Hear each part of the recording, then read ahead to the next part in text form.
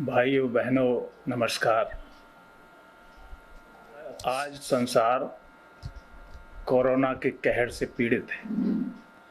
पूरी दुनिया में अब तक लगभग 2.5 लाख लोग मौत के शिकार हो चुके हैं और 35 लाख से अधिक संक्रमण में हैं।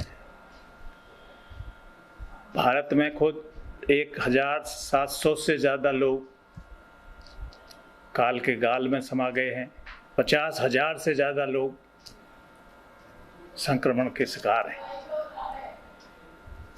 सवाल ये उठता है कि आज की सभ्य, विकसित और संपन्न दुनिया समेत समूची दुनिया में इंसान ऐसे लाचार हो गया है कोरोना वायरस के सामने, जिस तरीके से जंगली युग में उस समय के लोग हो जाते थे। हकीकत में ये प्रकृति की आपदा है या मानव निर्मित आपदा है, इसके बारे में हम कभी फिर बाद में बात करेंगे। आज तो हम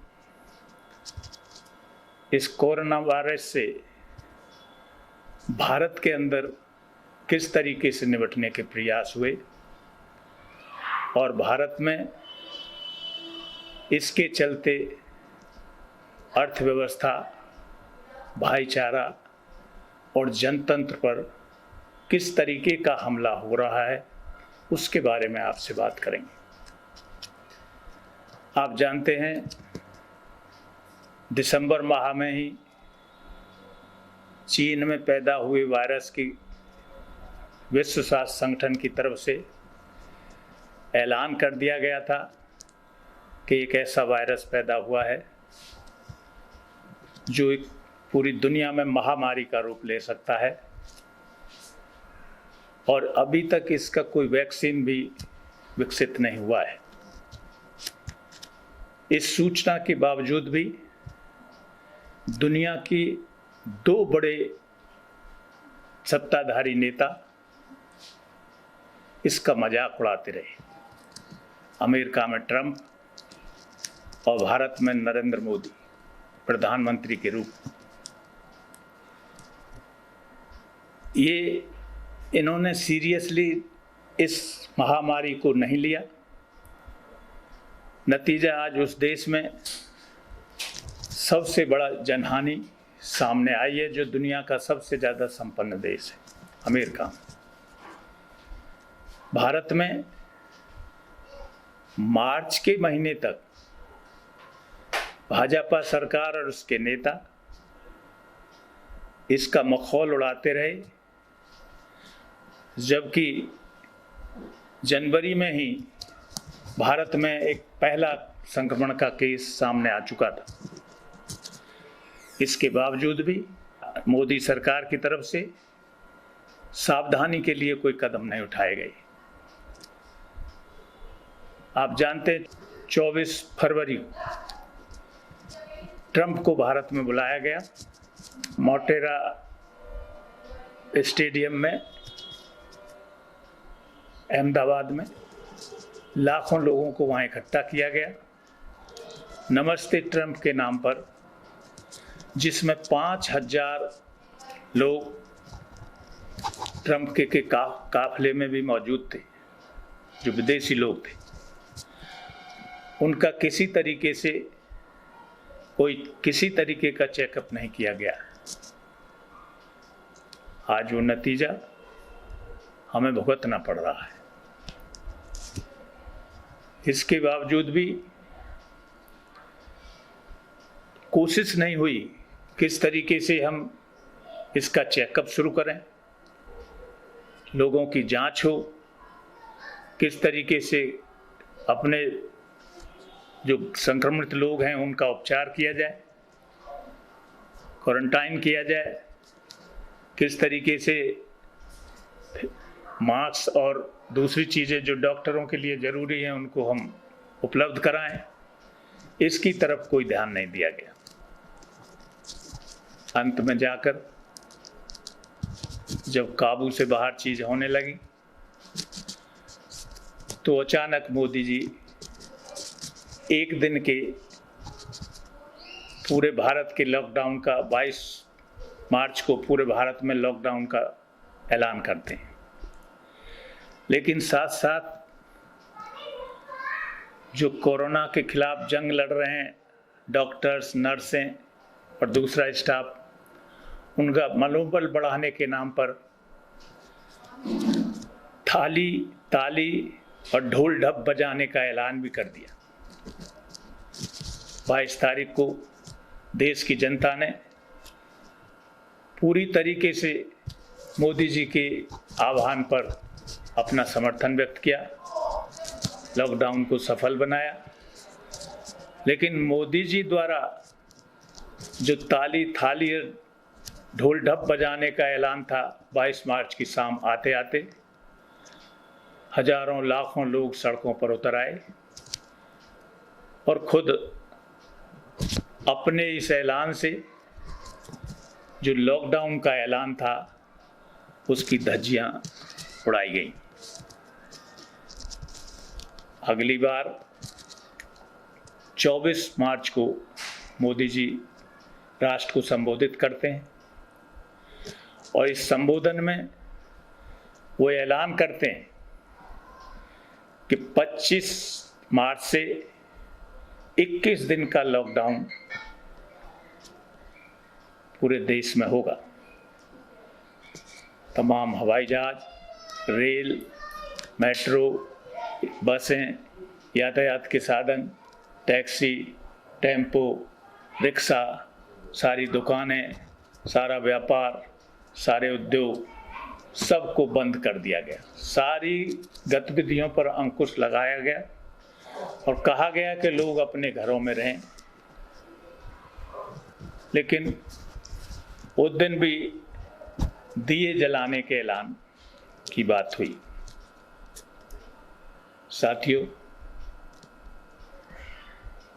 इस लॉकडाउन के दौरान जो मुख्य बात है वो हमारे सामने उभर कर आई। पहली बात, लॉकडाउन, हम सब जानते हैं लॉकडाउन कोई इलाज नहीं था। कोरोना वायरस का कोई इलाज लॉकडाउन से नहीं था। ये तो एक सावधानी थी, सरकार को समय देता था इस बात का कि इस बीच सरकार अपनी तैयारियां कर सके, व्यवस्थाएं कर सके इस भी महामारी का मुकाबला करने के लिए। लेकिन सरकार की तरफ से ऐसा कुछ नहीं हुआ। जो जांच होनी थी वो जांच नगण्य रही। यहाँ तक कि डॉक्टर्स को, नर्सों को जो जरूरी सामान होता है सावधानी के लिए, बचाव के लिए, वो भी उपलब्ध नहीं कराया गया। और इस लॉकडाउन के तहत केस और बढ़ते रहे। इसके बाद 14 अप्रैल को मोदी जी ने फिर राष्ट्र को संबोधित किया और उसमें लॉकडाउन को कंटिन्यू करते हुए, बढ़ाते हुए 3 मई का ऐलान कर दिया। इस बार 3 मई तक का समय बढ़ाया गया। लेकिन इस लॉकडाउन के दौरान जनता की तबाही बढ़ती रही, लोग घरों में कैद थे, ये सब होता रहा। इलाज के कोई इंतजाम नहीं हुए, केस बढ़ते रहे। फिर 3 मई के बाद अचानक सरकारी ऐलान होता है कि लॉकडाउन को 17 मई तक बढ़ाया जाता है। इस बार मोदी जी खुद प्रकट नहीं हुए, खुद राष्ट्र को संबोधित नहीं किया, सरकारी आदेश के जरिए उसको बढ़ाया गया। और ये भी ऐलान कर दिया गया कि 3 मई को फौजी हेलीकॉप्टरों से सेना के तीनों अंग विभिन्न जगह पर पूरे देश भर में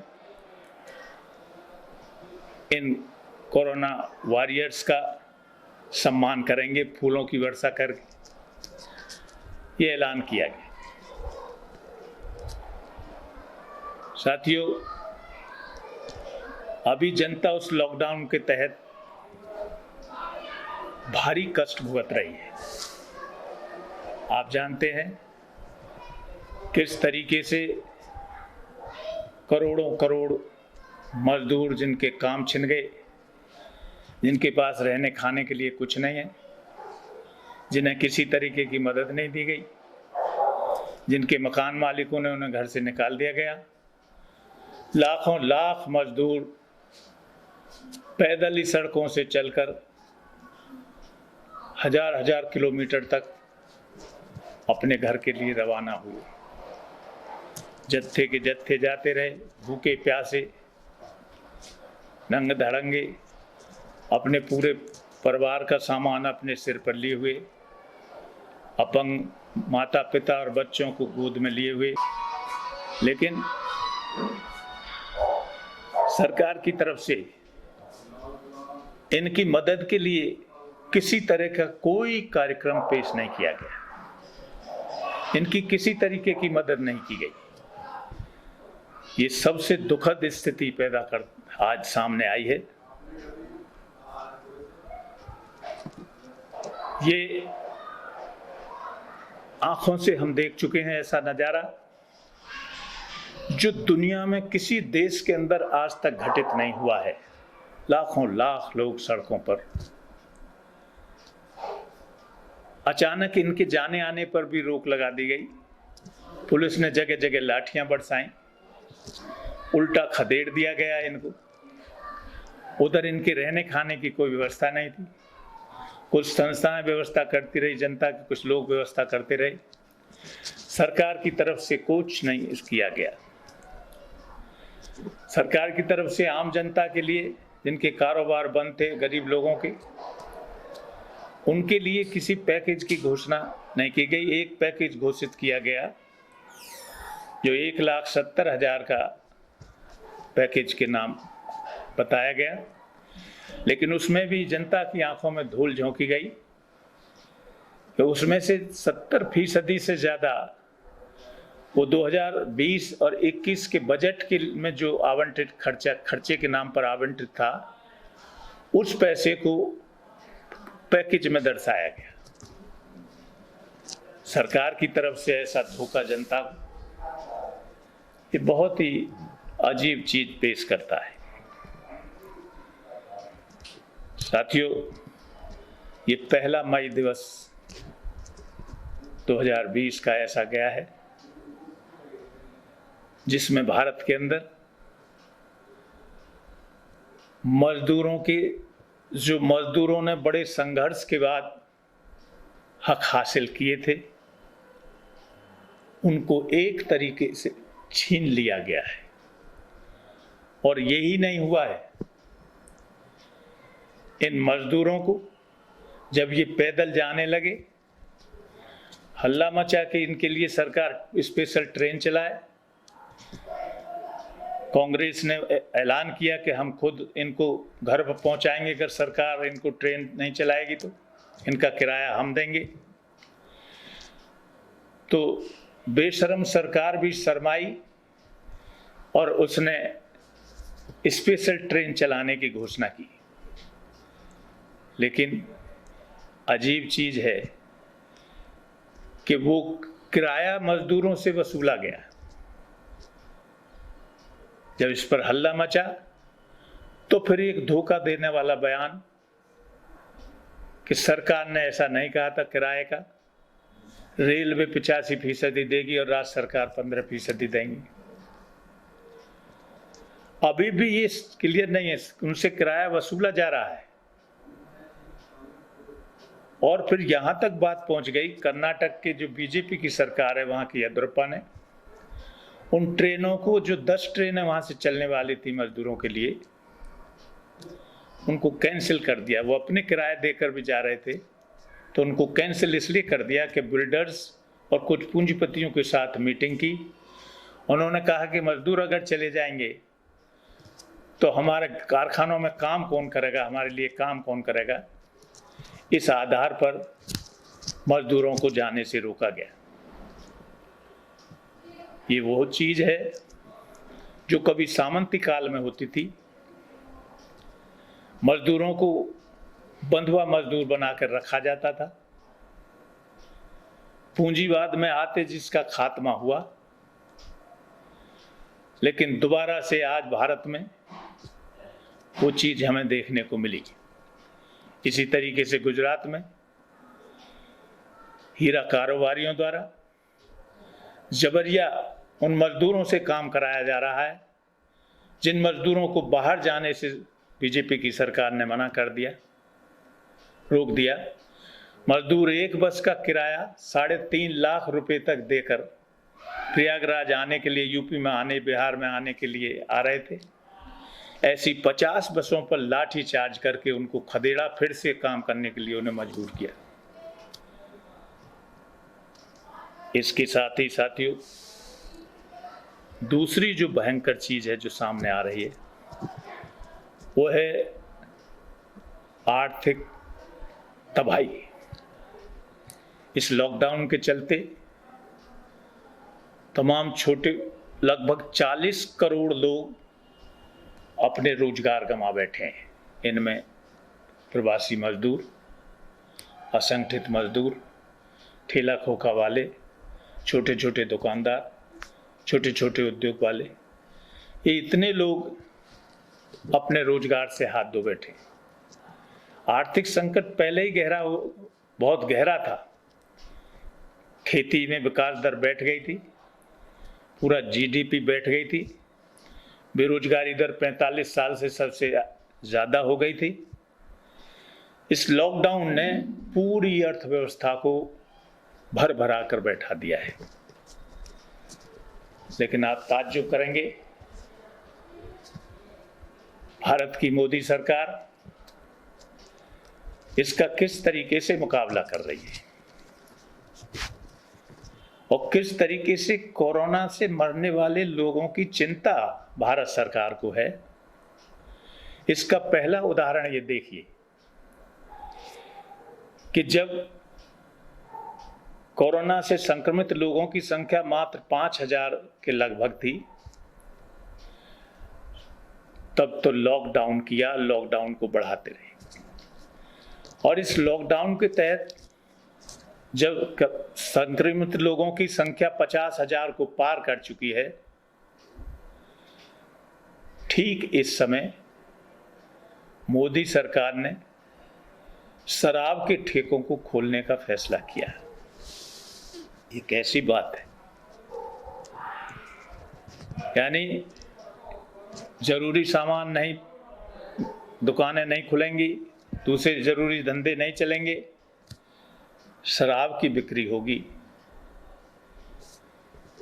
ये इसलिए भी है कि हमारी अर्थव्यवस्था का जो रूप है और जो विद्रूप है वो इसको सामने लाता है। क्योंकि आज भी हमारे देश में कुल जो दवाओं की लाइसेंसी दुकान है पूरे देश में लगभग 5 लाख करोड़, कुछ ज्यादा। लेकिन शराब के जो लाइसेंस ठेके हैं, जिन्हें लाइसेंस मिला हुआ है, उनकी संख्या 19 लाख से ज्यादा है। अकेले नोएडा में इंग्लिश शराब के ठेके, देसी ठेके और बियर के ठेके 438 है। ये हमारी अर्थव्यवस्था हमें अर्थव्यवस्था का रूप है। और ये एक राज्यों को और केंद्र को सबसे बड़ा रेवेन्यू, सबसे बड़ा जो राजस्व प्राप्त होता है वो इससे, शराब से प्राप्त होता है। तो नतीजा कुछ निकले, लेकिन शराब की बिक्री शुरू हो गई, रेले के रेले उमड़ पड़े। दूसरा, अर्थव्यवस्था के क्षेत्र में इस सरकार ने जो किया है वो बहुत चौंकाने वाला है। किस तरीके से इससे निपटने का अपना नीतियां बना रही है मोदी सरकार। हम इसके बाद के उसके द्वारा उठाए गए कदमों की तरफ आपका ध्यान आकर्षित करना चाहेंगे। पहला काम आप सभी जानते हैं, कोरोना के नाम पर मोदी सरकार ने पीएम केयर फंड बनाया। इसमें जो पैसा सभी उद्योगपतियों से पैसे से दान की मांग की गई, जनता से दान की मांग की गई। इसमें सरकारी कर्मचारियों से और तमाम नौकरी पेशा लोगों से जबरिया कटौती की गई, उनकी तनख्वाहों से उसको जमा किया गया। हजारों करोड़ रुपया इसमें जमा हो गया है, लेकिन एक पैसा भी अभी इसका जनता को ये नहीं बताया गया कहां खर्च हो रहा है। जबकि इससे पहले ऑलरेडी पहले से ही देश में प्रधानमंत्री आपदा कोष का गठन हुआ है 1948 में, लेकिन उसमें विपक्षी दल के नेता, सुप्रीम कोर्ट के जज और अन्य गणमान्य लोगों को शामिल किया जाता था। उसका सीएजी के द्वारा ऑडिट होता था। तो और अभी भी उसमें 38 अरब रुपया मौजूद है, बकाया है। लेकिन उसको नेग्लेक्ट करके मोदी ने अपने पीएम फंड केयर फंड बनाया, जो बहुत संदेह प्रकट करता है। इसकी कोई जांच नहीं होगी, इसमें कोई और लोग भागीदार नहीं होंगे। तो संदेह के तहत लोग इसको अब तक का सबसे बड़ा घोटाला बता रहे हैं। और वो घोटाला ऐसे समय किया जा रहा है जब देश में कोरोना जैसी महामारी का कोहराम और अर्थव्यवस्था समूची बैठ चुकी है। साथियों, दूसरा कदम देखिए मोदी सरकार का। 2 मई को मोदी सरकार ने जो ई-एग्रीकल्चर मार्केटिंग के लिए एक संस्था बनी हुई है, उसकी मीटिंग बुलाई अर्जेंट। और इस मीटिंग में अपने ई मार्केटिंग के काम को आगे बढ़ाने के लिए खेती में विदेशी देशी कंपनियों को घुसपैठ की रफ्तार तेज करने के लिए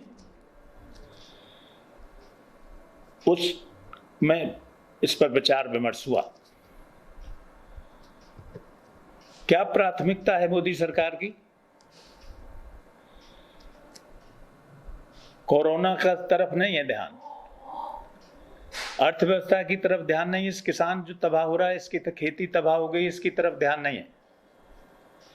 ध्यान इस तरफ है कि खेती में विदेशी कंपनी और ये जो कंपनियां ठेका खेती के रूप में आ रही हैं,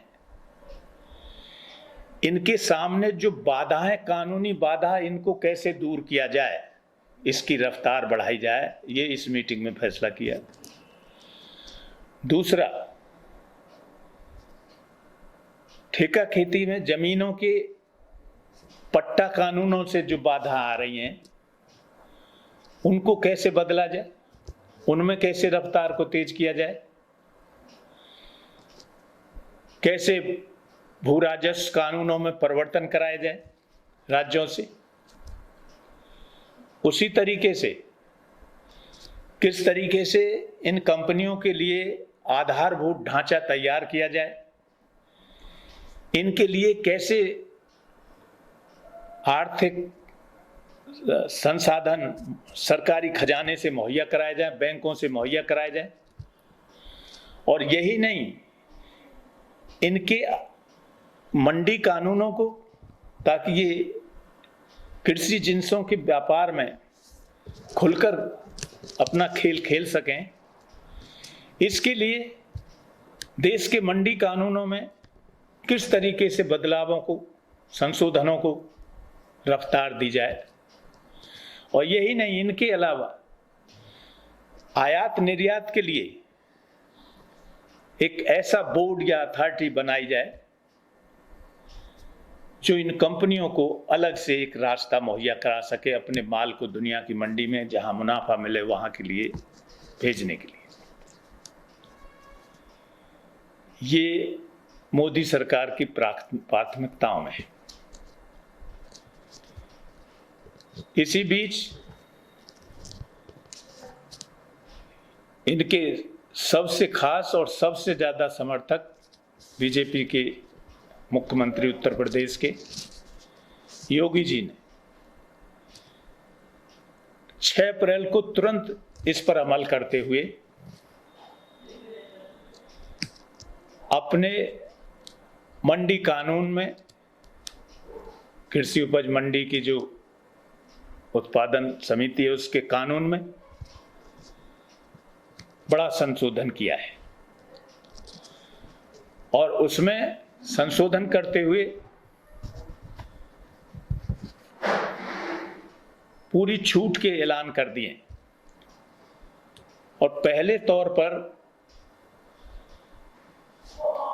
उत्तर प्रदेश में मंडियों में बिकने वाली कुल 53 फल और सब्जियों में से 46 फल और सब्जियों को मंडी के दायरे से बाहर कर दिया, मंडी कानून के दायरे से, उस पर मंडी कानून लागू नहीं होगा। यानी खाली आलू, प्याज, लहसुन, अदरक, मिर्च, नींबू, इनको छोड़कर तमाम चीजें मंडी कानून से बाहर कर दी गई। और ये किसानों की आय को दुगना करने के नाम पर किया गया है। मकसद इसका कि अब इन मंडियों में जाना किसान अपनी फसल को लेकर किसानों के लिए जरूरी नहीं रहेगा। वो अपनी फसल को कहीं भी बेच सकता है, किसी के हाथ बेच सकता है। और जाहिर है कि इन मंडियों को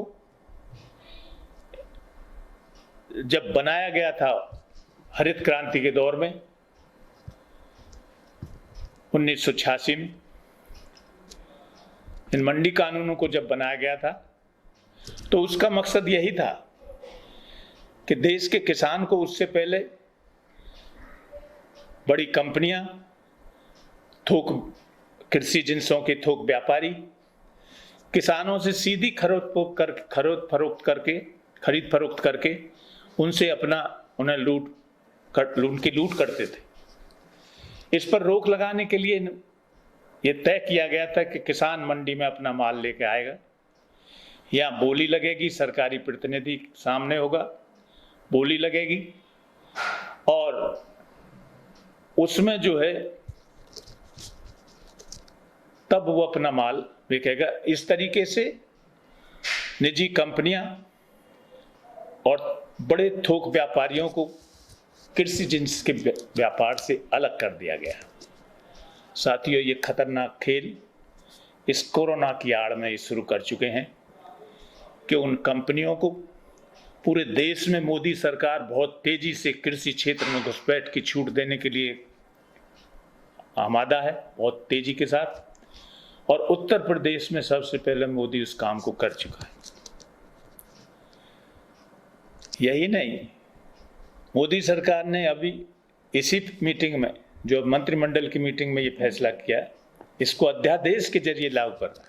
इसका मतलब क्या है? पिछले 3 साल से मोदी के आने और ज्यादा पहले से मोदी के आने से ये खेल शुरू है कि अब जो राज्य सरकारें गन्ने का एएसपी एडवाइजरी प्राइस जो बढ़ाकर देती हैं केंद्र सरकार के मूल्य एफएनआरपी के मुकाबले,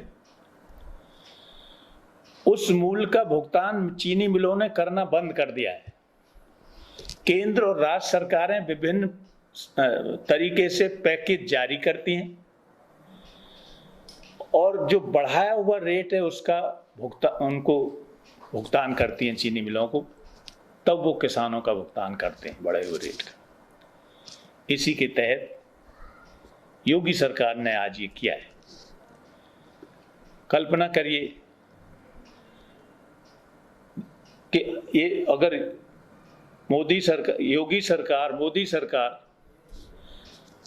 जो पैकेज और ये इन कंपनी और इनके लिए जारी कर रही हैं, उसका चौथाई हिस्सा भी अगर मजदूरों पर इन पर खर्च किया गया होता तो कोरोना के दौर में, लॉकडाउन के दौर में मजदूर ऐसी तबाही के शिकार नहीं होते और बहुत कितनी संख्या में जो जिनकी मौत हो गई है मजदूरों की पैदल चलते चलते, वो उस दुर्दशा का शिकार नहीं होते। साथियों, इसके अलावा आप जानते हैं मोदी सरकार की दूसरी प्राथमिकता, मोदी सरकार जब से आई है आप जानते हैं हमारे देश की अर्थव्यवस्था के जो औपचारिक अर्थव्यवस्था है उसको खत्म करके अनौपचारिक अर्थव्यवस्था का खात्मा करके औपचारिक अर्थव्यवस्था को उसकी जगह बैठाने का काम करती रही है।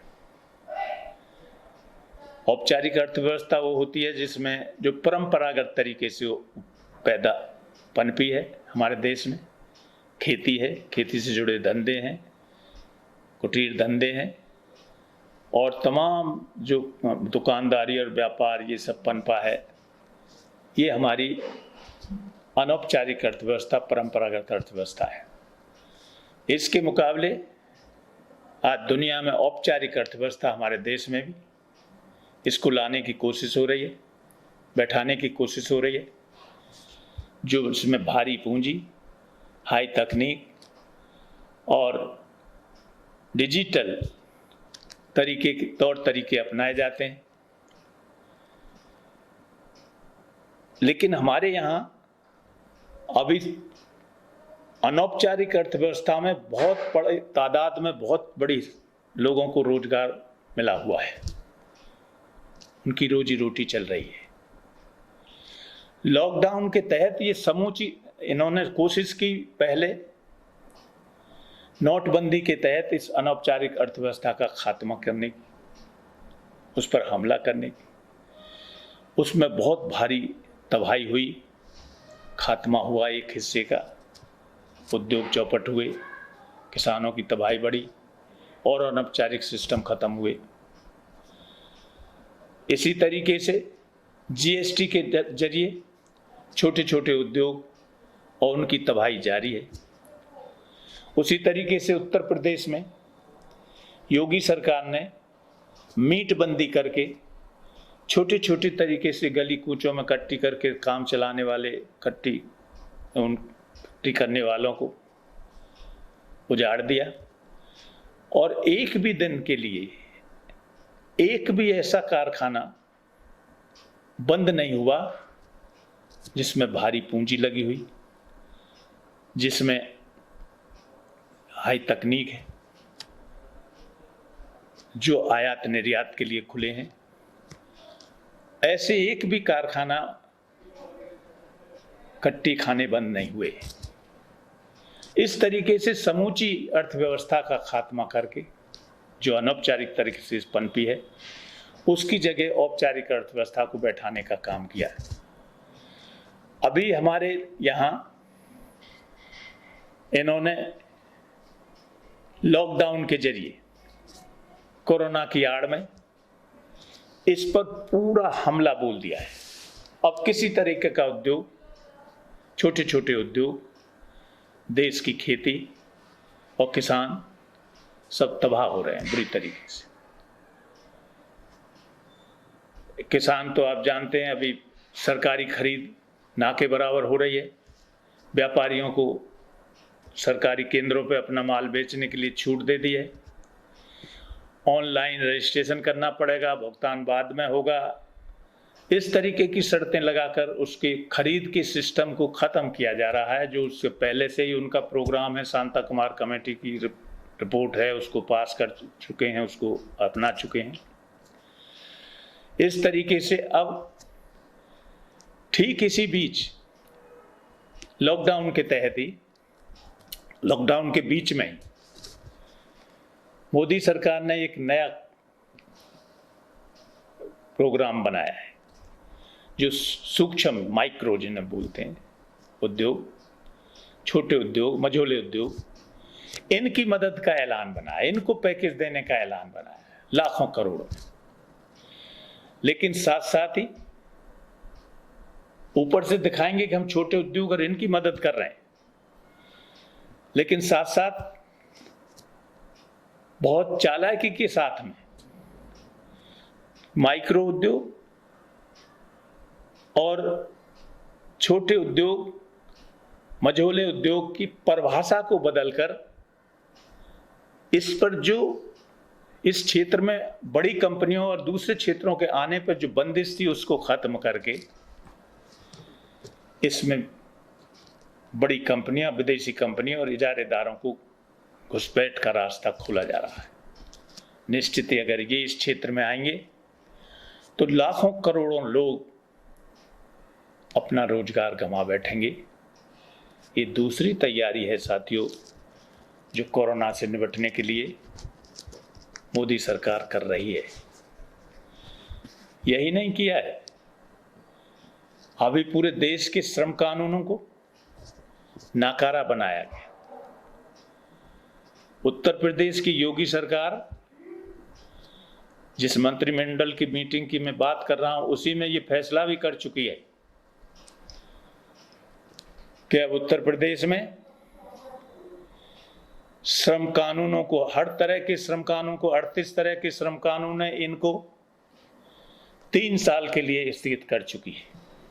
3 साल तक उत्तर प्रदेश में ये कानून लागू नहीं होंगे और इसको अध्यादेश के जरिए लागू किया जा रहा है। दूसरी चीज क्या है, जो काम के घंटे मजदूरों के 8 घंटे का काम दिन तय था, उसके बदले उसके जगह पर उसको बढ़ा दिया गया है और 12 घंटे तक कंपनी काम ले सकती है मजदूर से। ये कानून में घोषित कर दिया है साथियों। ये किसके पक्ष का कानून है? हालांकि उत्तर प्रदेश के मुख्यमंत्री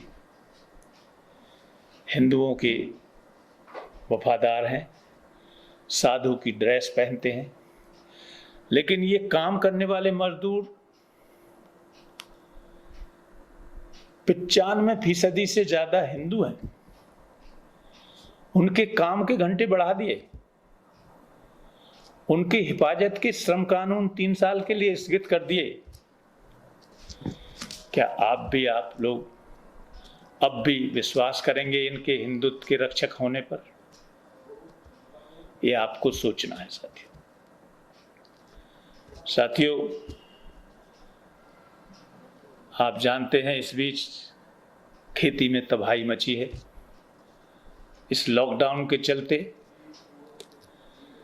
तमाम टमाटर की फसल, गोभी की फसल, इन सब को किसानों ने जोत डाला है।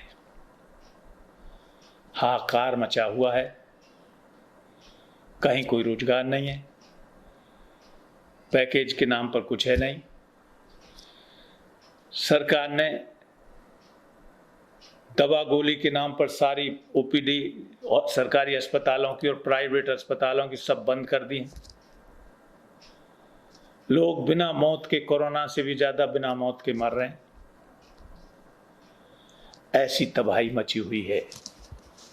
देहातों का हाल और बुरा हाल है। जहां अर्थव्यवस्था का इस तरीके से विनाश किया गया, दूसरा काम भाईचारे के खात्मे के रूप में सामने आया है। आप जानते हैं पहले से ही, अगर आप देखेंगे इसकी पृष्ठभूमि, खुद मोदी के आने की पृष्ठभूमि 2002 के गुजराती दंगे, उसके बाद दिल्ली में मोदी के आने की पृष्ठभूमि 2013 के मुजफ्फरनगर के दंगे, उसके बाद सरकारी मदद से सड़कों पर मॉब लिंचिंग के नाम पर, मॉब लिंचिंग के जरिए अल्पसंख्यकों के बड़े पैमाने पर जघन्य हत्याकांड, गाय के नाम पर जबरदस्त मारकाट, ये पूरे दौर में चलता रहा है। कोरोना के दौर में भी, कोरोना से ठीक पहले सीएए, एनपीआर, एनआरसी के नाम पर जो काम किए गए, उस पर हम विस्तार से नहीं जाएंगे, आप सब जानते हैं। उसके खिलाफ किस तरीके का आंदोलन उठा, उस आंदोलन में हिंदू मुसलमान सब शरीक थे। ठीक इसी बीच कोरोना का संकट आया और कोरोना संकट में कोई अपनी तमाम नाकामियों को छिपाने के लिए बहुत चालाकी और के साथ गोदी मीडिया ने, उस मीडिया ने जो सरकार के साथ सरकार की बोली बोलता है, सरकार के इशारे पर नाचता है, उसने इस कोरोना को भी भारत में मजहबी रंग दे दिया और मरकज में दिल्ली के जमातियों का इकट्ठा होना, निजामुद्दीन, वहाँ वायरस संक्रमण का फैलना, इस बात को लेकर इस मीडिया ने ऐसा रंग दिया मानो दुनिया में ये वायरस मुसलमानों से ही फैला है। हमारे यहाँ की मीडिया ने ऐसा शोर मचाया, 90% हिंदुओं के दिमाग में अल्पसंख्यक मुसलमानों के खिलाफ ऐसी नफरत भर दी है कि अब मोहल्लों में मुसलमान ठेली वाले, सब्जी फल वाले, इनको हिंदू मोहल्लों में घुसने से रोका जा रहा है। ठेलियों पर भगवा झंडे लगा दिए गए हैं और तरह तरीके से अल्पसंख्यकों के खिलाफ हमला, नफरत तेज हो रही है। हम अगर गौर से देखें, सोचें, तो सोचिए अगर बाहरी जमाती आए हुए थे जिनसे कोरोना फैला, तो इन जमातियों को देश का आने का वीजा किसने दिया था? जाहिर है केंद्र सरकार ने, मोदी सरकार ने। कोरोना फैलने की, अगर किसी ने पहले वीजा ले लिया था, कोरोना फैलने के बाद इसको कैंसिल क्यों नहीं किया गया? अगर कैंसिल भी नहीं किया गया था तो जो हवाई अड्डों पर ये जमाती आ रहे थे, इनकी जांच क्यों नहीं हुई? इनको क्वारंटाइन क्यों नहीं किया गया? हम इसके समर्थक नहीं है। जमातियों को भी इस तरीके से इकट्ठा होकर, उनकी गलती है, हम उसकी तरफदारी नहीं कर रहे हैं, लेकिन बगल में थाना लगा हुआ है, सरकार से, पुलिस से मंजूरी मिल गई है उनको अपना कार्यक्रम करने की। और फिर जो केंद्र सरकार के सलाहकार है, सबसे बड़ा नौकरशाह अजीत डोभाल, वो मौलाना साद से किस बात के लिए मिलने गया था? इसी मरकज में। इन सारी चीजों को आप देखेंगे तो तस्वीर सामने आ जाती है। स्पेन में मुसलमानों के जरिए नहीं फैला, इटली में मुसलमानों के जरिए नहीं फैला, चीन में मुसलमानों के जरिए नहीं फैला, अमेरिका में मुसलमानों के जरिए नहीं फैला, यहाँ मुसलमानों के जरिए फैलाने की कोशिश की गई। ये नफरत है साथियों, ये देश के भाईचारे को ख़त्म करने की बहुत बड़ी साजिश है और निश्चित ही इस साजिश को फैलाने का काम और उसमें सबसे बड़ा रोल इस देश के मीडिया का है। उस गोदी मीडिया का है, बिकाऊ मीडिया का है, जो पत्रकारिता के नाम पर कुछ दलाल, सांप्रदायिक हत्यारे मीडिया में घुसपैठ कर गए हैं, अपना उल्लू सीधा कर रहे हैं, जनता की आंखों में धूल झोंक रहे हैं, देश को नफरत की आग में झोंक रहे हैं। इस मीडिया का साथियों, आज इसने बहुत बड़ी ताकत ग्रहण कर ली है। इलेक्ट्रॉनिक मीडिया, साथ में छपने वाले अखबार, लेकिन इन पर जो कब्जा है वो हकीकत में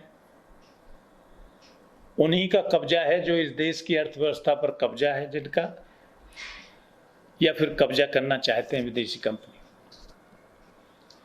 अकेले अंबानी समूह का 68 चीनी टीवी चैनल हैं अकेले अंबानी के, और 100 से अधिक चैनलों पर उसके शेयर हैं। आप सोच सकते हैं कि किसी भी खबर को चलाने के लिए ये 100 से अधिक चैनल किस पक्ष में बोलते होंगे। उसी तरीके से अखबार हैं इनके, वो अखबार सुबह को उन्हीं खबरों को चलाते हैं जो सरकार चाहती है। तो आज इस तरीके से इस जो मीडिया है, इसकी ताकत बहुत बढ़ गई है। अगर ये मीडिया ये कहने लगे कि आत्महत्या करना बहुत अच्छी बात है, बहुत अच्छी बात है, बहुत अच्छी बात है, तो लोग ऐसा करना शुरू कर सकते हैं। जिस तरीके से तांत्रिक हमारे कुछ परिवारों में घुसपैठ कर लेते हैं और उस पूरे परिवार के दिमाग पर कब्जा कर लेते हैं, और फिर उसी परिवार, उसी माँ बाप से अपने ही बच्चे का कत्ल करा देते हैं, जिसे बलि बोलते हैं। आज सारी जनता की स्थिति बलि जैसी बना दी है, और इसमें ये मीडिया का पढ़े लिखे और बिना पढ़े का सब अंतर खत्म कर दिया है, और मीडिया एक तरफा तरीके से जहां अर्थव्यवस्था को ध्वस्त कर रहे हैं, ध्वस्त करके उसकी कोई जानकारी जनता को नहीं दे रहा है, उसी तरीके से देश में भाईचारे के खात्मे के लिए पूरा षड्यंत्र कर रहा है। साथियों, सोशल मीडिया पर जो आईटी सेक्टर के कुछ 2-2 रुपए पर बिकने ट्वीट पर 2-2 रुपए के ट्वीट पर बिकने वाले लोग हैं, इनकी 52 लाख लोगों की पूरे देश में बीजेपी की ताकत है जो ट्वीट कराती है, वो सब सक्रिय है। इसलिए हमें इस खतरे को समझना पड़ेगा। तीसरा खतरा इस समय इस कोरोना के ओट से भारत के जनतंत्र पर बढ़ गया है। पहले से ही मोदी सरकार जब से आई है, उसने यहाँ की जनतांत्रिक संस्थाओं को अपना पालतू बना लिया है। सीबीआई हो, ईडी हो, रिजर्व बैंक हो, इनकम टैक्स हो, सब पर शिकंजा कस लिया है। शिकारी कुत्तों की तरह लहका देते हैं। किसके पीछे लहकाना है? जो विरोध में बोलता है, जो भंडाफोड़ करता है गलत कारनामों का, उसके पीछे ये लहका दिए जाते हैं और वे अपनी शिकंजा उनके ऊपर कस देते हैं। आज लॉकडाउन के तहत इस पूरी नौकरशाही को एक बहुत बड़ा संबल मिल गया है। घरों से नहीं निकलेगा कोई, सड़कों पर जाते मजदूरों पर लाठीचार्ज, कोई अगर बेजरूरी में हारी बीमारी में निकल रहा है उस पर लाठी बरसाना, दंड बैठक कराना, ये सब काम सरेआम जारी है। और खाली इतना ही नहीं हो रहा है, इस समय पर कतरे जा रहे हैं। ये मोदी सरकार है जो सुप्रीम कोर्ट में पहुंच गई और सुप्रीम कोर्ट में पहुंचकर इस तरीके की सरकार कोरोना के बारे में सरकार से पूछकर ही कोई खबर छाप सकती है। ये अच्छा हुआ उसके खारिज हो गए, लेकिन सरकार की तरफ से पूरा कब्जा इस पर करने की, जनतंत्र को पूरी तरीके से रौंदने की कोशिश की जा रही है। संविधान को ताक पर रख दिया है और ये खतरा इतना बड़े पैमाने पर है कि हमारे सामने हमारे जनतंत्र और संविधान को बचाने का एक चुनौती खड़ी कर दी गई है। राष्ट्रवाद के नाम पर किस तरीके का धोखा दिया जा रहा है, उसके नाम पर जनतंत्र को कुचल दें, उसके नाम पर भाईचारे को खत्म कर दें, ये हम देख चुके हैं। किस तरीके से सारी अर्थव्यवस्था को नष्ट करने वाला मोदी सरकार और मोदी फिर से जीतकर 2019 में सत्ता पर आ गए। और इसके पीछे पुलवामा की घटना थी, जिसमें हमारे 42 सीआरपीएफ कर्मचारी शहीद हुए, जवान शहीद हुए। आप ताज्जुब करेंगे, उन पर आंसू बहाने वाला, उन पर देश को, उनके नाम पर देश में जीत कर आने वाला यही मोदी और ये मोदी सरकार, जो पुलवामा की घटना का जो मुख्य अपराधी था उसके खिलाफ 90 दिन के अंदर चार्जशीट तक भी पेश नहीं कर सकी और वो मुख्य अपराधी छूट कर बाहर आ गया है। ये खतरा है, ये खतरा इस रूप में और आ रहा है सामने। पता नहीं, इत्तेफाक है, हम कह नहीं सकते। जिस दिन मोदी ने पहला राष्ट्रवाद को जिस दिन पहला 22 तारीख को लॉकडाउन हुआ, उस दिन ऐलान किया गया ढोल ढप बजेंगे, ताली बजेंगी।